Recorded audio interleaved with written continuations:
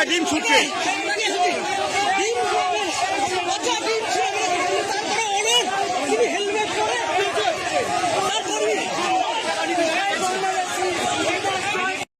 খালি হাইকোর্ট নয়, সুপ্রিম কোর্টে, এমনকি আমি নিজে দরকার হলে পিটিশনার হবো, আমার নিজের কেস, আমার অধিকার আছে। ভারতের সংবিধান আমাকে এই অধিকার দিয়েছে।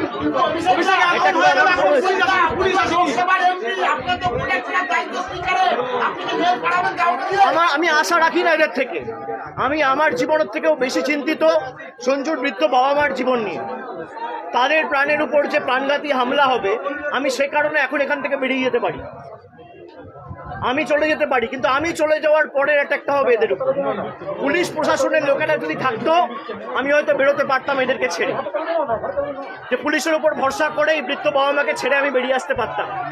যতক্ষণ না ফোর্স এসে যারা দোষী তাদের বিরুদ্ধে ব্যবস্থা নামে আমি এখান থেকে সরবো না, এক চুল সরবো। আমার আরেকটা লাস্ট কোশ্চেন, অভিষেক দা আরেকবার রিপিট করবেন, এই সোনারপুরে আসবেন কখন, কাজ জানিয়েছিলেন পুলিশকে? আমার মেল করে দেওয়া হয়েছিল কালকে বা পরশু দিন, মেল করে দেওয়া হয়েছিল। আজকে সকাল থেকে আমার অফিসের আমার আত্মসহায়ক এসপিকে ফোন করেছে, মেসেজ করেছে, হোয়াটসঅ্যাপে ফোন করেছে, মেসেজ পাঠিয়েছে, তারা ফোনই ধরেনি।